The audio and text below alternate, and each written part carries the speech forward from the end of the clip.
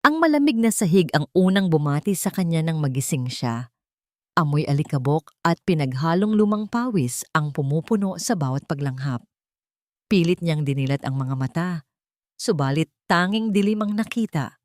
Parang sinasakal ang lalamunan niya. Hirap siyang huminga.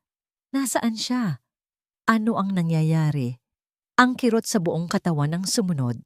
Hindi lang kirot, kundi matinding sakit na parang bawat ugat niya ay pinipiga. Sa kanya narinig ang tinig. Isang tinig na pamilyar pero puno ng pag-uyam at kasamaan. Gising na pala ang Reyna, ani Damian. At ang tawa niya ay parang tunog ng basag na salamin sa tainga ni Lena. Pilit na gumalaw si Lena, subalit may humahawak sa kanyang mga kamay at paa. Nakatali siya. Nanginginig ang buong kalamnan. Ang isip niya ay nagmamadaling gumana. Pilit na inaalala ang mga huling pangyayari. Ang gabi bago ang lahat. Ang alitan nila ni Damian. Ang pagtulak sa kanya. Ang paghila sa kanya papunta sa kotse. Gusto mo pa ng isa, mahal ko? Tanong ng isa pang boses. Boses ni Roxy Vega. Mas masaya siguro kung may kasama na tayong video. Para may remembrance, di ba? Hindi. Maawa ka, Damian. Ang anak natin. Sigaw ni Lena. Basag ang boses. Pilit niyang iginalaw ang katawan. Naramdaman ang pag-init sa ibabang bahagi ng kanyang tiyan. Ang sakit. Ang takot. Para sa kanyang anak. Ngunit tinawanan lang siya ni Damian. Anak, sa tingin mo ba, hahayaan kong mabuhay ang anak ng isang tulad mo? At lalo na, ang anak ng babaeng yan? Naramdaman ni Lena ang matinding pagkabigla. Ang babaeng yan? Sino? Huwag ka nang umasa, Lena. Ani Roxy. Wala kang laban. Tapos na ang lahat para sa'yo. Isang tunog ng latigo ang umalingaw-ngaw sa hangin. At bago pa man niya maintindihan, naramdaman ni Lena ang matalim na haplit sa kanyang likod.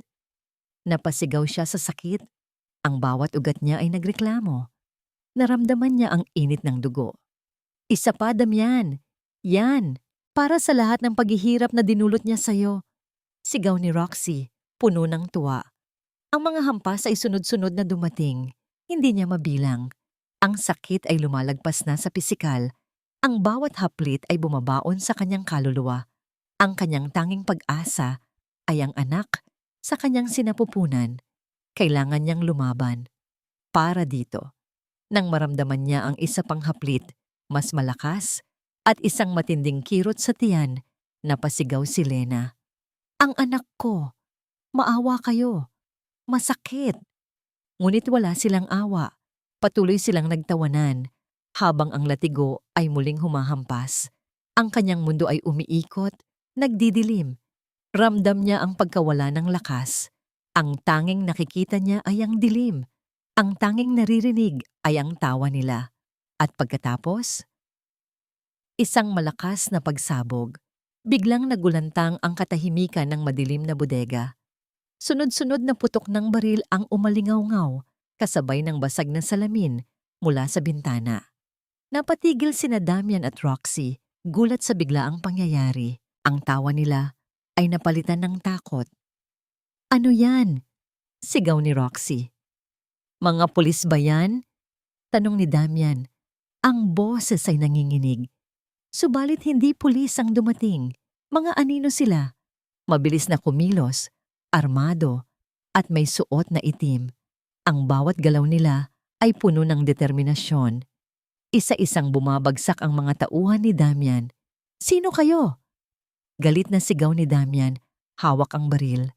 Biglang bumukas ang pintuan ng bodega at doon tumambad ang isang figura, isang babae. Nakasuot ng itim na suit, may suot na salamin na nagtatago sa kanyang mga mata. Ngunit ang bawat galaw niya ay may awtoridad. Ang bawat tingin niya ay may nagkukubling panganib. Cassandra Moretti, bulong ni Damian. Ang boses ay halos hindi na marinig. Bakit ka nandito? Hindi sumagot si Cassandra. Tiningnan niya si Lena na nakahandusay duguang at walang malay. Isang kumislap ng apoy ang makikita sa kanyang mga mata. Malamig. puno ng galit. Dalhin niyo siya sa ospital. Utos ni Cassandra. Ang boses ay kalmado, ngunit puno ng kapangyarihan. At siguraduhin ninyong buhay siya at ang anak niya. At kayong dalawa, ani Cassandra. Lumapit kina Damian at Roxy. Ang boses ay parang yelo. Nakuha ninyo ang gusto ninyo, pero ang kapalit, hindi ninyo magugustuhan. Pilit na gumalaw si Lena. Naramdaman niya ang pagbuhat sa kanya.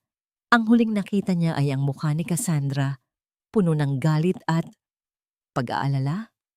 Bakit? Ang bata, delikado. Narinig niya ang boses ng doktor. Kailangan ng agaran na operasyon. Gawin ninyo ang lahat. Narinig ni Lena ang boses ni Cassandra. Matigas at puno ng utos. Protektahan ninyo sila, anumang mangyari. Ang kanyang mundo ay muling nagdilim. Hindi niya alam kung nakaligtas ba siya sa impyerno o kung nagsisimula pa lang ang isa pang bangungot. Ang amoy ng gamot ang pumukaw sa kanya. Hindi na amoy alikabok at kalawang, kundi amoy ospital. Maingat siyang gumalaw. Naramdaman ang matinding kirot sa kanyang likod. Napasinghap siya. Buhay siya. Buhay ang anak niya. Pilit niyang binuksan ang mga mata. Puti. Lahat ay puti. Ang kisame, ang mga pader. At sa tabi niya, isang monitor na may tuloy-tuloy na tunog, nagpapatunay na may buhay sa kanyang sinapupunan. Huminga siya ng malalim, nagpapasalamat. Pero hindi nagtagal ang kanyang pagiging panatag. Sa isang sulok ng silid, nakita niya ang dalawang lalaki. Malalaki ang katawan, nakaitim. Mga gwardya. Walang alinlangan, mga tauhan sila ni Cassandra. Ang pagkaligtas niya ay hindi isang himala, kundi isang interbensyon. Isang interbensyon mula sa babaeng laging nagtatago sa anino, ang babaeng pilit niyang tinatakasan. Gising na pala siya, sabi ng isa sa mga gwardya sa kanyang kasama, na agad namang lumabas ng silid. Biglang bumalik ang mga alala, ang sakit, ang tawa ni na Damian at Roxy, ang mga salita nila. Anak ng babaeng yan, ang babaeng yan. Si Cassandra. Ano ang ibig sabihin ni Damian? Hindi nagtagal, bumukas ang pintuan. Pumasok si Cassandra. Walang emosyon ng mukha, nakasuot ng itim na suit. Ang kanyang mga mata ay parang bakal, tumitig kay Lena. Kumusta ang pakiramdam mo? Tanong ni Cassandra. Ang boses ay kalmado. Hindi sumagot si Lena. Tiningnan lang niya ang ina. Ang puso niya ay puno ng iba't ibang emosyon. Takot, galit at isang bahagyang pasasalamat na hindi niya kayang aminin. Nakita mo yan, Ma? Bulong ni Lena. Halos hindi na marinig ang boses. Ang sakit, ang lahat ng hirap, dahil sa inyo. Napahinga ng malalim si Cassandra. Lena, alam kong mahirap intindihin ang lahat ngayon. Pero ang mahalaga, ligtas ka. Ligtas ang apo ko. Ligtas? Napangiti si Lena ng mapait. Ligtas sa kulungan nyo? Ligtas sa mga anino nyo? Hindi ko yan tinatawag na ligtas, Ma. Parang preso ako dito. Pinoprotektahan kita, giit ni Cassandra. Tumigas ang boses. Hindi mo naiintindihan ang mundo sa labas. Delikado. Delikado? Sino ang mas delikado? Si Damian o ikaw at ang mundo ninyo? Sumbat ni Lena. Ma, gusto ko lang ng normal na buhay. Walang gulo, walang krimen, walang dugo. Napailing si Cassandra. Walang normal sa mundo na ito, Lena. Lalo na para sa atin. Pinili mo si Damian. Hindi ka nakinig sa akin. Paano ako makikinig sa'yo, Ma? Kung ang lagi mong binibigay ay takot at pagbabanta. Kung ang buhay ko ay laging nakatali sa mga lihim at gulo mo, pumatak ang luha sa mga mata ni Lena. Kahit kailan, hindi mo ako binigyan ng kalayaan. Binigyan kita ng buhay, ani Cassandra. Lumambot ng bahagya ang boses, ngunit agad ding bumalik sa pagiging matigas. At titiyakin kong hindi ka na kailanman masasaktan. O ang apo ko. Sa sandaling iyon, Bumukas ang pintuan at pumasok ang doktor. Mrs. Moretti, Lena, kumusta po ang pakiramdam nyo? Okay lang po, sagot ni Lena. Pinunasan ang kanyang luha. Ang mahalaga ay ang baby, ani ng doktor. Tumingin sa monitor. Stable naman po ang kanyang heartbeat, pero kailangan pa rin ng matinding pagsubaybay. Nagkaroon ng matinding trauma si Lena at maaaring makaapekto sa pagbubuntis. Anong ibig mong sabihin? Tanong ni Cassandra, puno ng pag-aalala.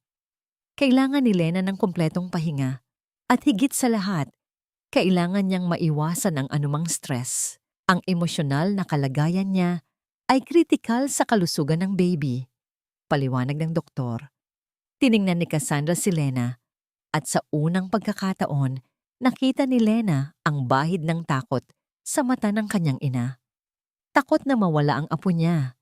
Habang nagpapaliwanag ang doktor, pumasok sa isip ni Lena ang mga alala ni Damian, ang mga matatamis niyang salita, ang kanyang mga pangako, ang kanyang mga halik. Lahat ay kasinungalingan. Ang sakit ng pagtataksil ay mas masakit pa sa pisikal na sakit. Paano niya hindi nakita? Paano siya nabulag ng pagmamahal? Kailangan ko na munang umalis, Lena, ani Cassandra. May aasikasuhin lang ako. Huwag kang mag-alala. May mga tao ako dito para alagaan ka at bantayan. Lumabas si Cassandra kasama ang doktor. Naiwan si Lena, mag-isa muli. Kasama ang kanyang mga iniisip, ang kanyang anak. Ang kaligtasan nito, ang tanging bagay na mahalaga ngayon. Pilit niyang iniunat ang kamay, hinawakan ang leeg niya. Nandoon pa rin ang kwintas, isang simpleng silver chain na may maliit na pendant na hugis puso. Regalo ni Cassandra nung ika-18 kaarawan niya. Maingat niyang hinawakan ang pendant. Dahan-dahan, sa ilalim ng maliit na disenyo, naramdaman niya ang isang bahagyang umbok. Mas maingat pa niyang sinuri. Hindi ito bahagi ng disenyo. May maliit na takip. Sa pagbubukas niya sa takip, bumungad sa kanya ang isang microchip. Isang maliit na tracking device. Napasinghap si Lena. Ang kwintas na lagi niyang suot. Ang regalo na sinabi ni Cassandra na simbolo ng pagmamahal niya. Ito pala, isang surveillance device.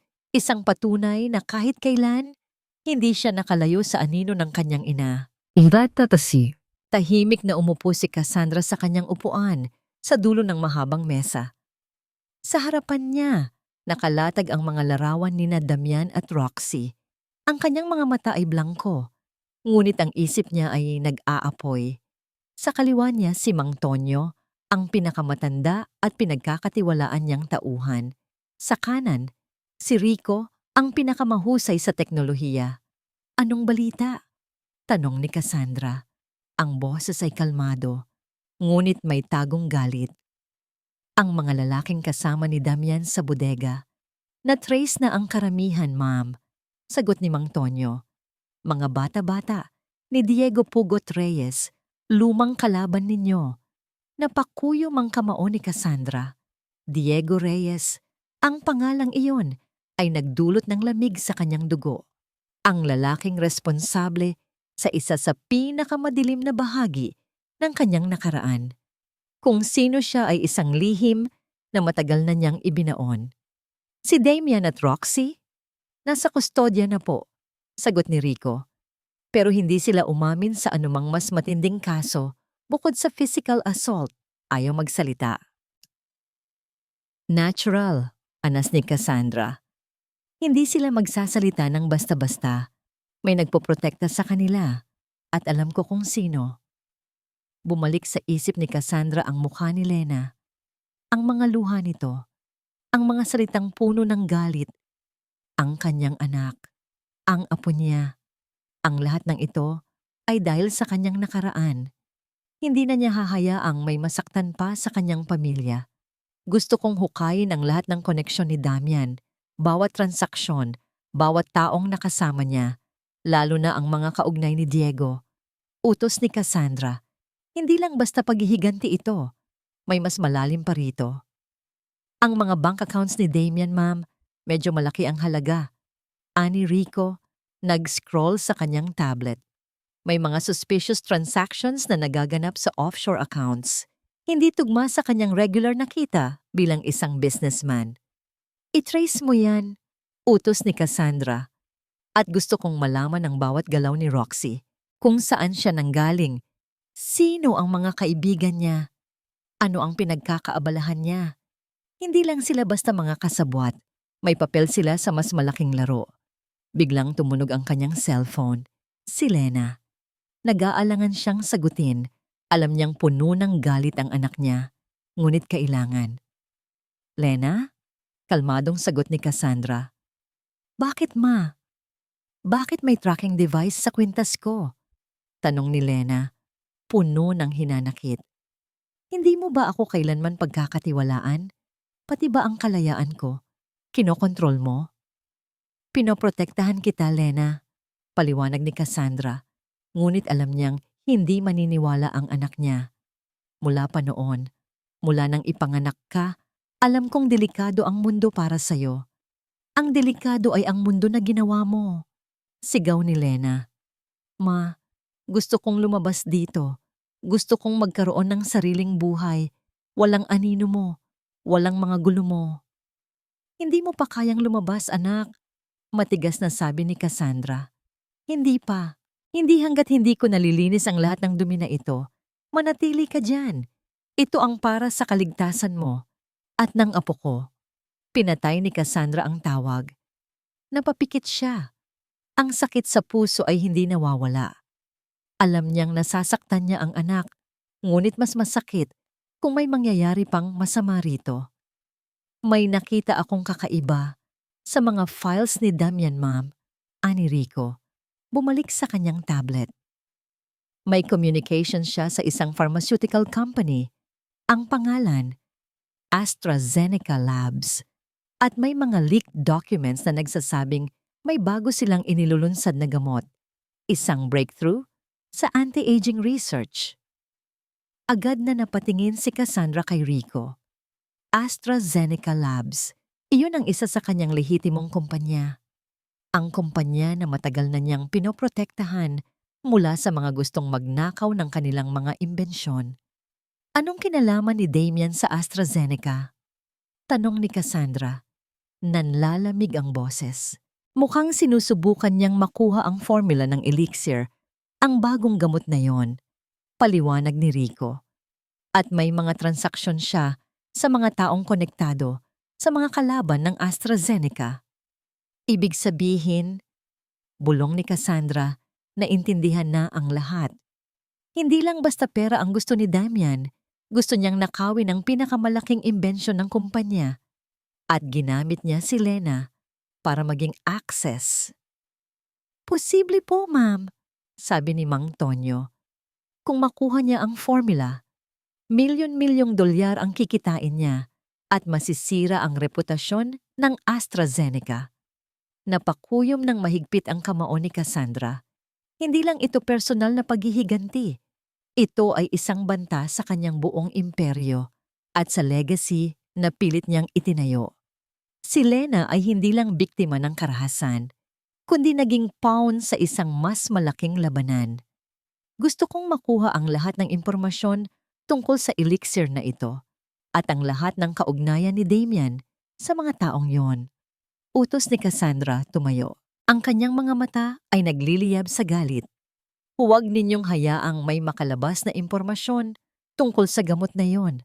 At lalong-lalo na, hindi ko hahayaang masira ang aking kumpanya, ang aking pamilya. Kahit nakakulong siya sa loob ng isang marangyang silid, pakiramdam ni Lena ay mas malala pa ito kaysa sa bodega. Hindi ang sakit ng latigo ang pumipigil sa kanya, kundi ang bigat ng mga lihim at ang pakiramdam ng pagkapreso. Ang tracking devices sa kwintas, ang mga bantay sa labas, ang kontrol ni Cassandra. Ilang araw na siyang walang ginawa, kundi umiyak, mag-isip, at hawakan ang kanyang tiyan. Ang anak niya, ang tanging pag-asa niya, kailangan niyang maging malakas para dito. Ngunit paano?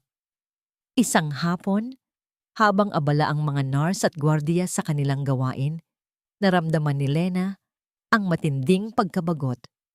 Puno ng pagkabagabag ang isip niya. Kailangan niyang lumabas, kahit sandali, para huminga. Maingat siyang bumangon, kahit masakit pa rin ang likod niya. Binuksan niya ang pintuan ng silid at nakita ang dalawang gwardiya na nakatayo. "Pwede ba akong maglakad-lakad sa hardin?" Tanong niya, malambing ang boses. "Kailangan ko lang ng sariwang hangin para sa baby." Nagtinginan ang mga gwardiya. "Ipapaalam po namin kay Ma'am Cassandra, Ma'am Lena. Hindi ba pwedeng ngayon na lang?" "Sandali lang." Pakiusap ni Lena, hinaplos ang tiyan niya. "Para lang sa baby." Sa huli pinayagan din siya, ngunit may kasama siyang dalawang gwardiya na nakasunod. Naglakad-lakad siya sa malawak at magandang hardin ng mansyon ni Cassandra. Ang mga bulaklak ay sariwa, ang simoy ng hangin ay malinis. Ngunit hindi niya maramdaman ang kapayapaan.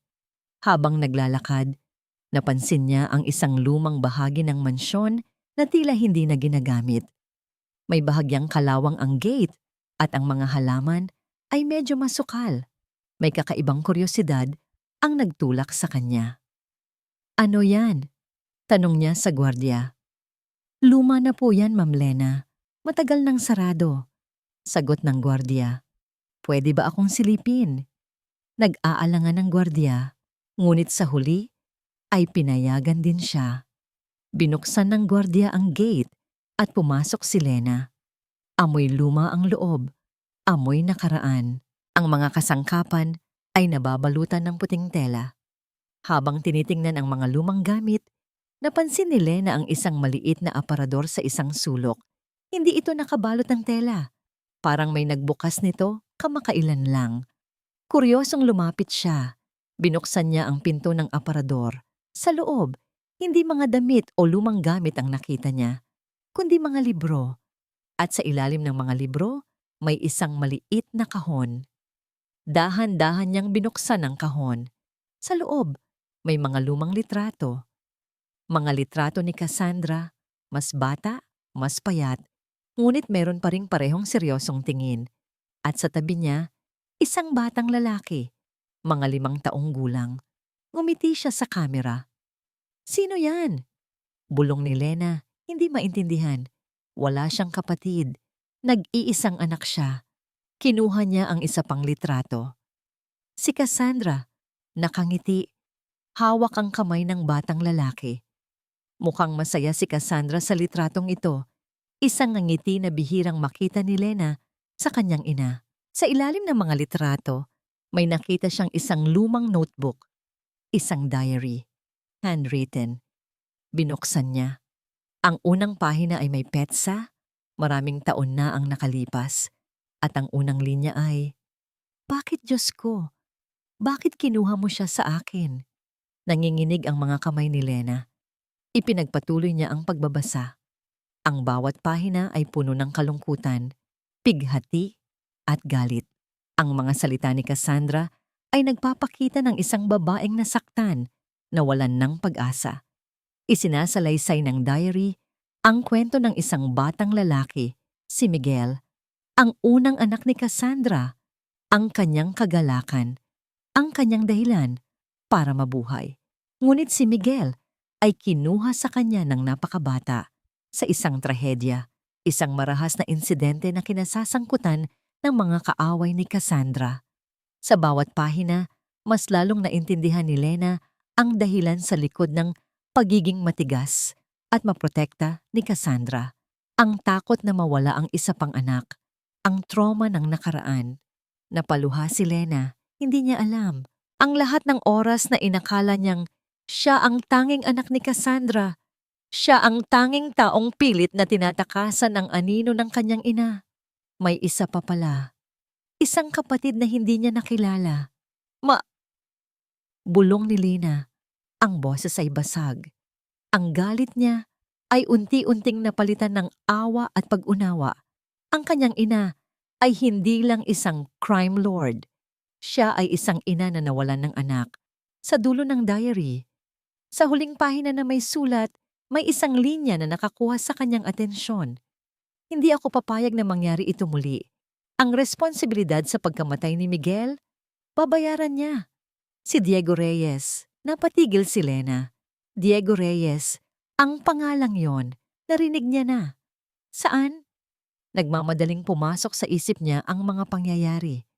Ang gabi sa bodega, ang mga salita ni Damian, ang anak ng babaeng yan. Kasama ba si Diego Reyes sa lahat ng ito? Sa kanyang pribadong opisina, nakaupo si Cassandra, nagmuni-muni. Hawak niya ang isang lumang litrato, isang nakangiting batang lalaki, si Miguel, ang kanyang panganay. Sa bawat pilat sa kanyang puso, si Miguel ang paalala ng kanyang pinakamalaking kabiguan. Ang dahilan kung bakit siya naging ganito.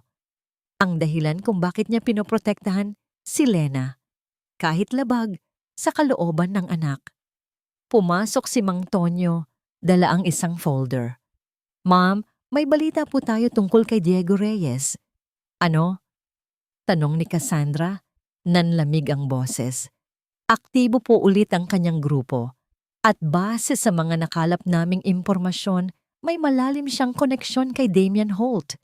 Paliwanag ni Mang Tonyo. Mukhang si Diego ang nasa likod ng pagtatangka ni Damian na nakawin ang elixir formula ng AstraZeneca. Napakuyom ang kamao ni Cassandra. Diego, ang multo mula sa nakaraan, ang lalaking bumaluktot sa kanyang buhay. Ngayon, gusto niyang sirain ang kanyang imperyo at gamitin pa si Lena. Nasaan siya ngayon? Hirap pong i-trace, ma'am. Palipat-lipat. Pero may leads kami na nagpapahiwatig na nasa bansa pa rin siya. Nagtatago. Sagot ni Mang Tonyo. Biglang nanumbalik sa isip ni Cassandra ang gabi nang mawala si Miguel. Ang kaguluhan, ang putukan, ang kanyang pagmamadali na iligtas ang anak. Ngunit huli na siya. Ang huling nakita niya ay ang walang buhay na katawan ng kanyang anak at ang mukha ni Diego na nakangisi. Isang matinding pighati ang kumirot sa kanyang dibdib. Hindi na niya hahayaang may masaktan pa sa kanyang pamilya. Lalo na ngayon na may apo na siya. Gusto kong makuha ang lahat ng impormasyon tungkol kay Diego. Ang kanyang kasalukuyang operasyon, ang kanyang mga tauhan. Bawat detalye.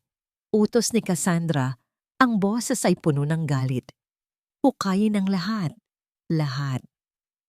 Tumango si Mang Tonyo at lumabas. Naiwan si Cassandra mag-isa muli. Ang kanyang mga mata ay tumitig sa litrato ni Miguel. Hindi ko hahayaang mangyari ito muli, anak. Bulong niya. Hindi na. Babayaran niya ang lahat. Maya-maya, tumunog ang kanyang cellphone. Isang unknown number. Nag-aalangan siyang sagutin, ngunit sa huli ay pinindot din niya ang answer. Hello. Cassandra Moretti, sabi ng boses sa kabilang linya.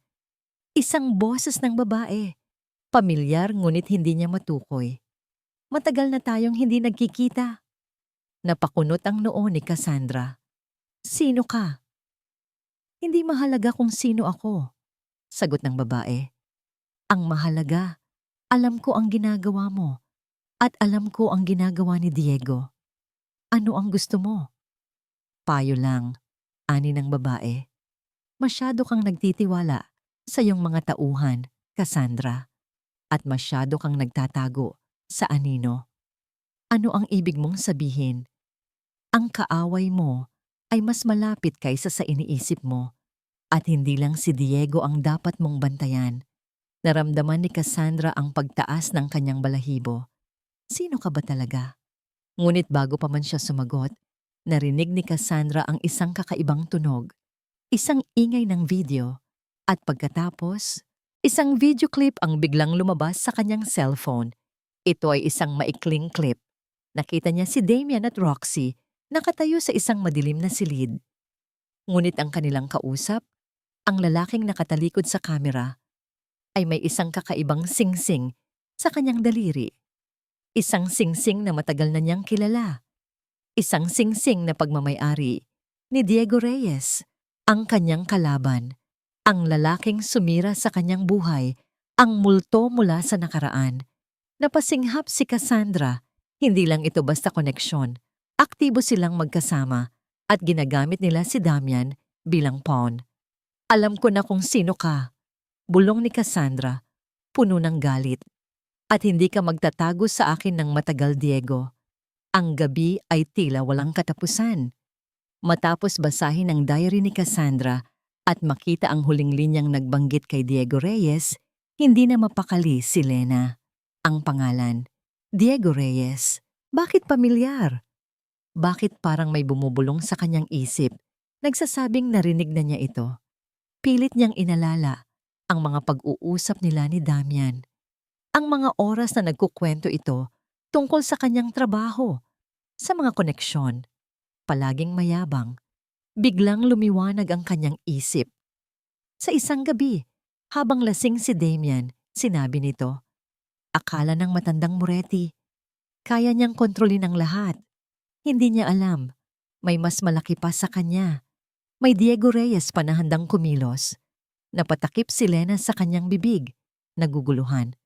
Ang kanyang kapatid, si Miguel, pinatay ni Diego Reyes. At si Damian, nakikipagsabwatan sa parehong tao?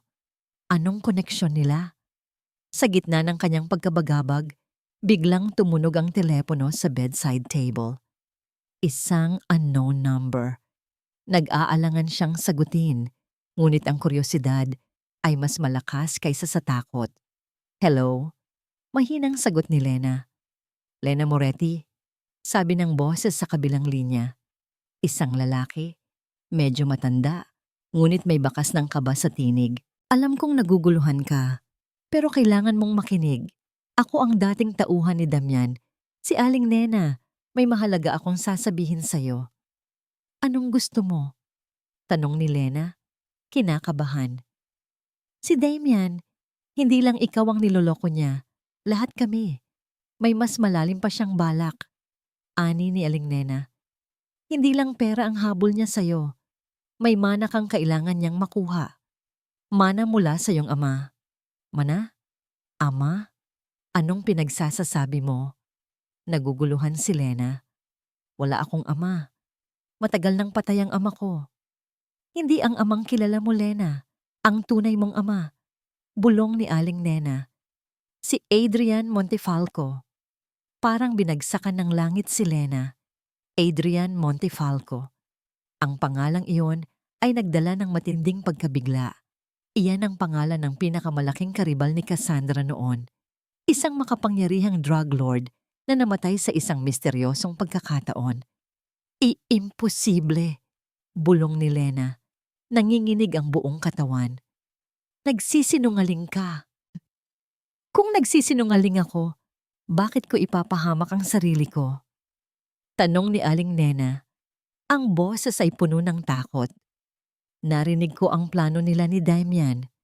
Ang gusto niya, makuha ang mana na iniwan ni Adrian Montefalco para sa'yo. Isang bagay na hindi pera, pero mas makapangyarihan pa sa pera. Isang bagay na makapagbibigay sa kanya ng kapangyarihan sa mundo ng underground. Ano yan? Hindi ko alam kung ano talaga ang mana na yon, Lena. Pero alam kong ito ang dahilan kung bakit kanya pinakasalan. At alam kong may connection si Diego Reyes sa lahat ng ito. Paliwanag ni Aling Nena. May kasunduan si Cassandra Moretti at Adrian Montefalco noon. Kasunduan para protektahan ka. At ang mana na yon ang susi. Napaluha si Lena. Ang kanyang buong buhay ay isang kasinungalingan. Si Cassandra, ang kanyang ama. Si Damian, lahat ng pinaniniwalaan niya ay gumuho. Gusto kong makausap si Ma. Huwag kang magtiwala kahit kanino, Lena. Putol ni Aling Nena. Lalo na sa mga Moretti. Ang kasunduan na yon ay isang lihim. Isang lihim na ikaw lang ang makapagbubukas. Pero delikado. Kailangan mong maging maingat. Biglang narinig ni Lena ang ingay sa kabilang linya. Parang may nagtago si Aling Nena. Lena, kailangan ko nang ibaba. Pero mag-ingat ka. Nasa panganib ka. Maghintay ka. Ano ang mana na yon? Sigaw ni Lena. Ngunit patay na ang linya. Naiwan si Lena. Mag-isa Sa gitna ng kanyang pagkabigla at pagkadismaya, ang tracking device, ang kasinungalingan ni Cassandra tungkol sa kanyang ama, ang koneksyon ni Damian kay Diego Reyes, ang lahat ay bumaluktot sa isang madilim na katotohanan. Sinubukan niyang tawagan si Cassandra, ngunit hindi ito sumasagot. Ang kanyang ina, ang taong nagligtas sa kanya mula sa impyerno, ay siya ring taong nagtago ng pinakamalaking lihim sa kanyang buhay. Hindi! Bulong ni Lena. Hawak ang tiyan niya. Hindi ito totoo. Ngunit ang bawat piraso ng ebidensya ay nagtuturo sa parehong direksyon. Siya ay anak ng dalawang pinakamakapangyarihang tao sa mundo ng underground. At siya ang susi sa isang bagay na gusto ng lahat. Ang mga salita ni Aling Nena ay umalingaw-ngaw sa kanyang isip. Adrian Montefalco, ang kanyang tunay na ama, ang taong pinakamalaking karibal ni Cassandra, ang pinakamalaking kasinungalingan sa kanyang buhay. Naramdaman ni Lena ang matinding pagtataksil, hindi lang kay Damian, kundi pati na rin sa sarili niyang ina. Tinangka niyang tawagan muli si Cassandra, ngunit walang sagot. Sa bawat ring, mas lalong lumalaki ang galit at pagkadismaya sa kanyang puso. Paano nagawa ni Cassandra na itago ang ganoong kalaking katotohanan sa kanya? Ang kanyang buong pagkatao ay gumuho. Ang stress at emosyonal na kaguluhan ay nagsimulang magpakita ng epekto. Naramdaman ni Lena ang matinding pananakit sa kanyang tiyan, mas malala pa kaysa sa dati. Nagulantang siya. Ang anak niya, ang pinakamahalaga sa lahat. Agad siyang nagpanik. Pilit siyang bumangon, ngunit naramdaman niya ang pagkahilo. Ang mundo ay umiikot. Napaupo siya muli sa kama, nanginginig. "Nurse!" Sigaw niya, ang boses ay basag. "Tulungan niyo ako!"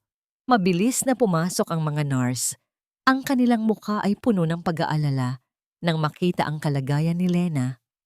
Ang kanyang mga mata ay nanlalabo at ang sakit sa tiyan ay lumalala. "Lena, anong nangyayari?" Tanong ng nurse. Sinuri ang kanyang kondisyon. "Ang tiyan ko, masakit," bulong ni Lena. Halos hindi na makapagsalita. "Ang anak ko." Agad siyang isinugod sa emergency room. Ang mga doktor at nurse ay nagmamadaling gumalaw. Narinig ni Lena ang kanilang mga bulungan. Masyadong mataas ang stress level. Delikado sa baby. Kailangan nating gawin ang lahat para iligtas sila. Nagdilim ang kanyang paningin. Ang kanyang huling iniisip ay ang mukha ng kanyang anak. Ang pangarap niya ng isang normal na buhay. Ang lahat ay tila nawawala. Nang magising si Lena, muling bumalik sa kanyang paningin ang puting kisame ng ospital. Ngunit ang kanyang puso ay puno ng takot. Ang tunog ng monitor ng kanyang anak ay wala na. Walang tunog, walang heartbeat. Napasinghap siya. Ang luha ay agad na umagos sa kanyang mga mata. "Ang anak ko." Isang nurse ang lumapit sa kanya. Ang mukha ay puno ng awa. "Lena, kailangan mong maging malakas. Nagkaroon ka ng miscarry." Parang binagsakan ng langit si Lena. Ang kanyang mundo ay gumuho. Ang kanyang anak, ang tanging dahilan niya para lumaban, wala na. Hindi!" Bulong niya, umiiyak. "Hindi totoo yan." Pumasok si Cassandra sa silid. Ang kanyang mukha ay puno ng pighati. "Lena? Anak? Huwag mo akong tawaging anak." Sigaw ni Lena, puno ng galit at pait. "Ikaw ang may kasalanan nito. Ikaw at ang mga kasinungalingan mo, ang mga lihim mo, ang mundo mo. Kung hindi mo lang tinago ang lahat sa akin, kung hindi mo lang ako pinrotektahan sa ganitong paraan, sana ay buhay pa ang anak ko." Umiyak si Lena ng matindi. Ang kanyang katawan ay nanginginig. Ang lahat ay nawala sa kanya. Ang kanyang pamilya, ang kanyang kinabukasan, ang kanyang anak. "Lena, pakinggan mo ako." Pakiusap ni Cassandra. Lumapit sa kanya. "Lumayo ka sa akin!" Sigaw ni Lena. Itinulak palayo ang kanyang ina. Ayoko na kayong makita. Ayoko na sa inyo. Sa lahat ng kasinungalingan nyo. Nahulog si Cassandra sa sahig. Ang kanyang mukha ay puno ng sakit. Ang kanyang matigas na balat ay napunit. Sa mga sandaling iyon, hindi siya si Cassandra Moretti, ang crime lord. Siya ay isang ina na nawalan ng apo at nawalan ng anak. Nagpatuloy sa pag-iyak si Lena. Ang kanyang puso ay puno ng matinding kalungkutan, galit at kawalan ng pag-asa. Ang kanyang anak ay wala na. Ang kanyang pamilya ay gumuho. Ang kanyang pagkatao ay nawala. Wala na siyang natitira. Ang lahat ay nawala. Ang mga araw matapos ang pagkawala ng kanyang anak ay tila walang kulay, walang buhay. Ang puting silid ng ospital ay nagmistulang libingan at si Lena ang multong gumagala. Ang kanyang mga luha ay natuyo na, napalitan ng isang mapanglaw na kawalan ng pakiramdam. Hindi na siya umiiyak, wala na siyang maramdaman. Ang kanyang katawan ay gumaling, ngunit ang kanyang kaluluwa ay sugatan. Ayaw niyang kumain, ayaw niyang magsalita. Kapag pumasok si Cassandra, titingnan lang siya ni Lena ng blanko. Ang galit ay naroon pa rin, ngunit mas malalim, mas tahimik. Isang gabi, habang nakatulala siya sa bintana, pumasok ang isang babae. Hindi siya si Cassandra, hindi rin siya nurse o gwardiya. Isang babaeng may katamtamang edad, may seryosong mukha, ngunit may kakaibang lambing sa kanyang mga mata. Lena, sabi ng babae, ang boses ay malambing. Ako si Aling Flor. Ipinadala ako ng iyong ama, si Adrian Montefalco. Napatingin si Lena sa kanya. Adrian Montefalco. Ang pangalang yon. Parang bumalik ang sakit, pero may kasamang kuryosidad. Huwag kang mag-alala. Hindi ako kaaway. Ani ni Aling Flor. Umupo sa tabi ng kama ni Lena. Alam kong nawalan ka ng anak. Alam kong nasasaktan ka. Pero may mensahe ako mula sa iyong ama. Inabot ni Aling Flor kay Lena ang isang lumang sobre. Binuksan ito ni Lena. Ang kanyang mga kamay ay nanginginig. Sa loob, isang sulat. Sulat kamay. Mahal kong Lena, nagsimula ang sulat. Kung nababasa mo ito, ibig sabihin ay nawala na ako. At marahil, nalaman mo na ang katotohanan. Humihingi ako ng tawad sa lahat ng kasinungalingan at lihim na pinagtakpan ng iyong ina at ako. Ginawa namin ang lahat para protektahan ka. Patuloy na binasa ni Lena ang sulat. Isinalaysay ni Adrian Montefalco ang kanyang kwento. Ang kanyang pagmamahal kay Cassandra, ang kanilang mapanganib na relasyon, at ang panganib na dala ng kanyang mundo.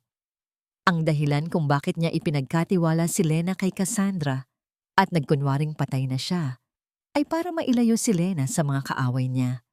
At ang mana, hindi ito pera, hindi ito kapangyarihan, kundi isang network ng mga taong pinagkakatiwalaan niya.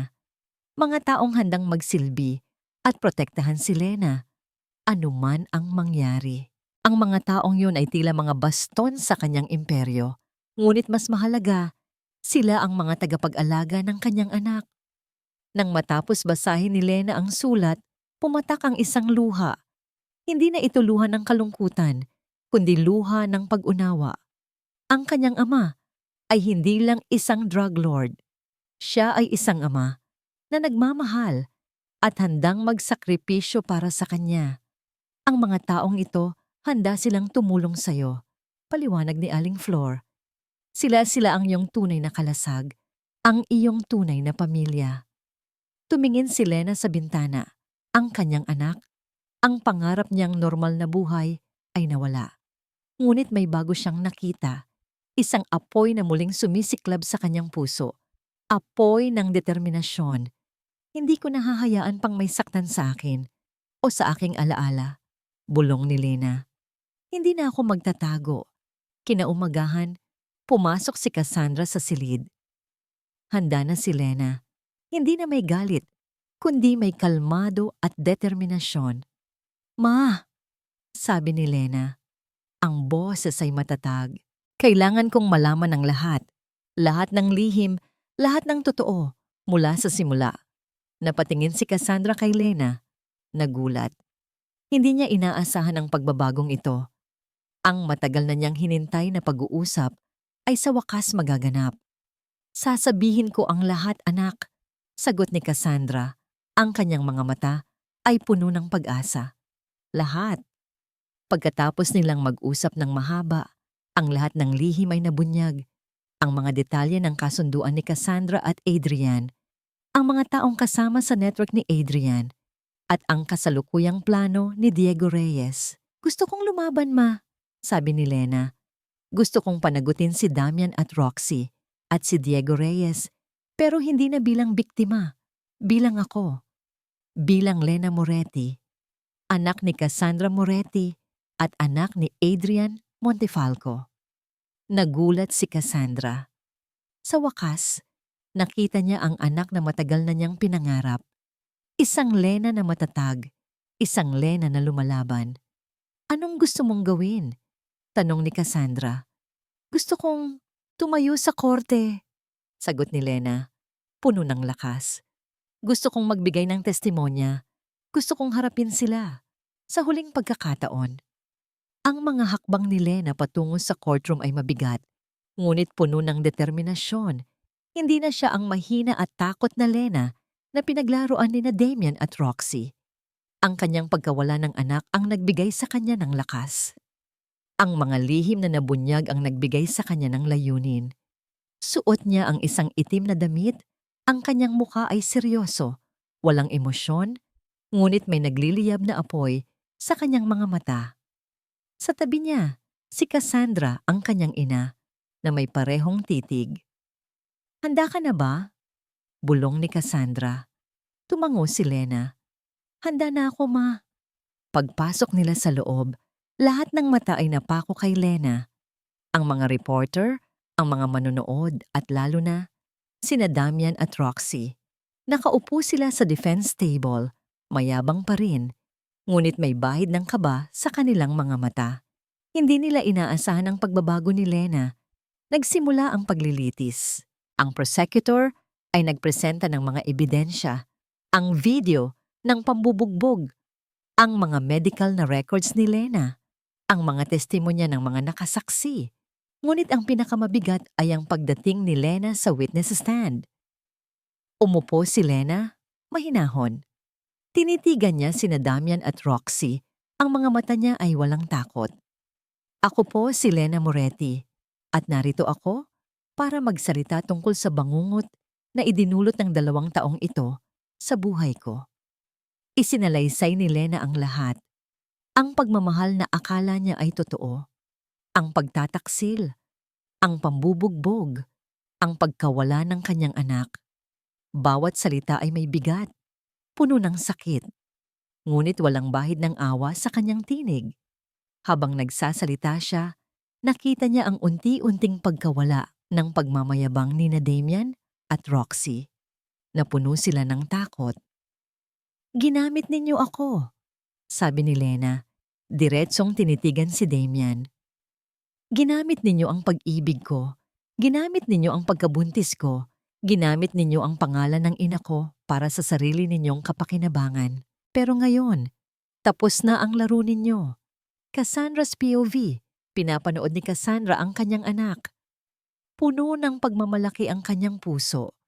Ito ang Lena na matagal na niyang hinintay. Ang Lena na lumalaban. Nagbigay siya ng senya sa kanyang mga tauhan. Panahon na. Nang matapos ang testimonya ni Lena, bumalik sa kanyang upuan ang prosecutor. Mayroon pa kaming isang sorpresa para sa korte, Your Honor. Nagulantang ang courtroom. Pumasok si Rico, ang henyo ng teknolohiya ni Cassandra. Dala ang isang laptop. Mayroon po kaming nakalap na audio recording, Your Honor. Isang pag-uusap sa pagitan ni na Damian Holt, Roxy Vega, at isang hindi pa nakikilalang individual. Pinatugtog ni Rico ang recording.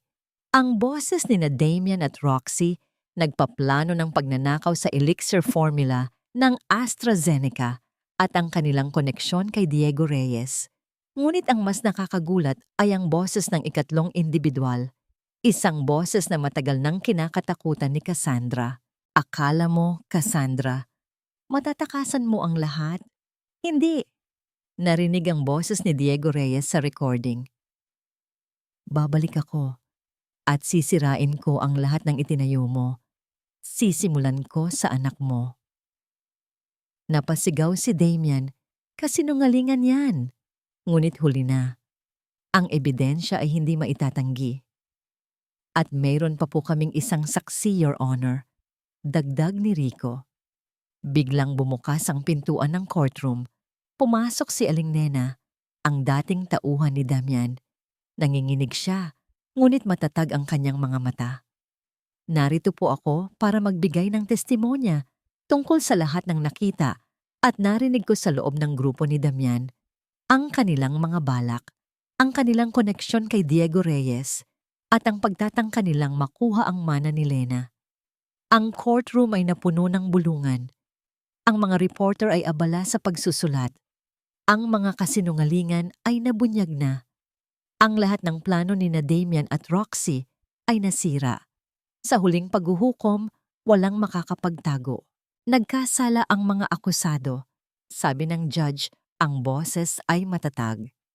Para sa kasong pambubugbog, pagtatangka ng pagnanakaw, at pakikipagsabwatan sa organisadong krimen, hinahatulan ng korte si Damian Holt at Roxy Vega ng habambuhay na pagkakakulong. Walang piyansa. Bumagsak sina Damian at Roxy. Ang kanilang mga muka ay puno ng galit at kawalan ng pag-asa. Wala na silang magagawa. Ang kanilang laro ay tapos na. Nagtagpo ang mga mata ni Lena at Cassandra. Isang ngiti ang sumilay sa mga labi ni Lena, ngunit hindi ito ngiti ng paghihiganti, kundi ng kapayapaan. Nang matapos ang lahat, lumabas sina Lena at Cassandra sa courtroom. Ang mga reporter ay nagsiksikan, pilit na kumukuha ng impormasyon, ngunit hindi na sila natatakot. Naramdaman ni Lena ang bigat ng katarungan. Subalit habang naglalakad sila patungo sa kotse, biglang tumunog ang cellphone ni Cassandra. Isang text message, walang pangalan. Hindi pa tapos, Cassandra.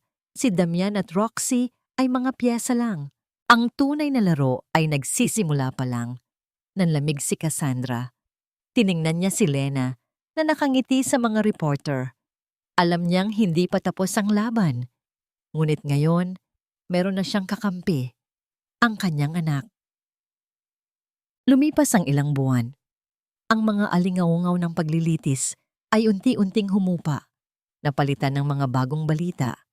Ang mundo ay nagpatuloy at kasama nito, si Lena.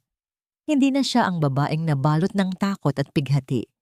Ang bawat sugat ay nagdulot ng lakas at ang bawat luha ay naging punla ng pag-asa.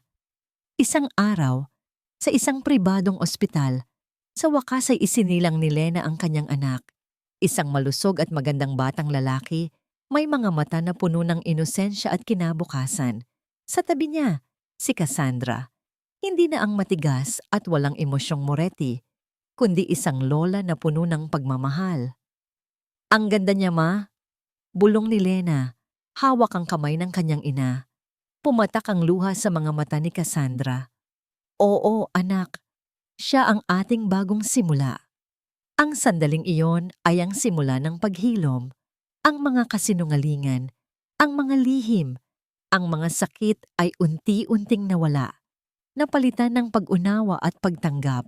Hindi na niya itinago kay Lena ang kanyang mga desisyon at si Lena naman ay natutong intindihin ang mga sakripisyo ng ina.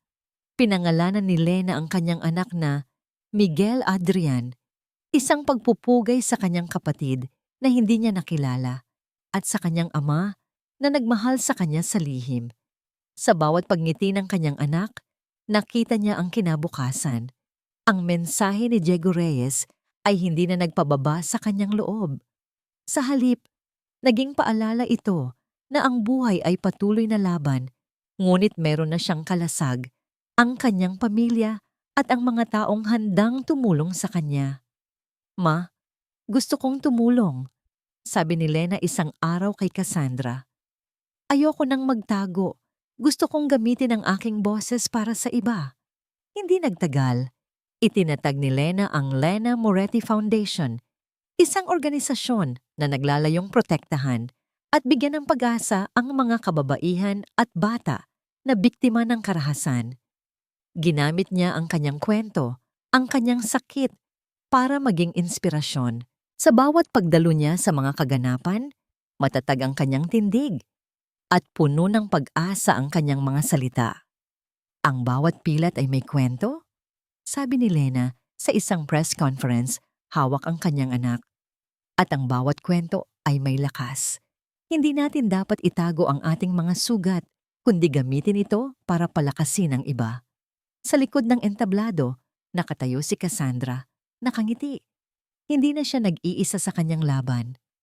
Ang kanyang anak, ang kanyang apong lalaki, ang kanyang legacy. Lahat ay magpapatuloy. Sa isang tahimik na gabi, habang naglalakad si Lena sa hardin ng mansyon, bitbit ang kanyang natutulog na anak, lumapit si Cassandra. Mag-iingat ka, anak, sabi ni Cassandra. Hinaplos ang pisngi ni Lena. Hindi pa tapos ang lahat. Alam kong narito pa si Diego. Pero ngayon, hindi ka na nag-iisa. Ngumiti si Lena. Alam ko, ma, at hindi na ako natatakot. Dahil alam kong meron akong pamilya at meron akong mahalaga na ipaglalaban. Tumingin si Lena sa kalangitan. Ang mga bituin ay kumikinang. Ang kanyang nakaraan ay bahagi na ng kanyang pagkatao. Ngunit hindi na ito ang nagtatakda sa kanya.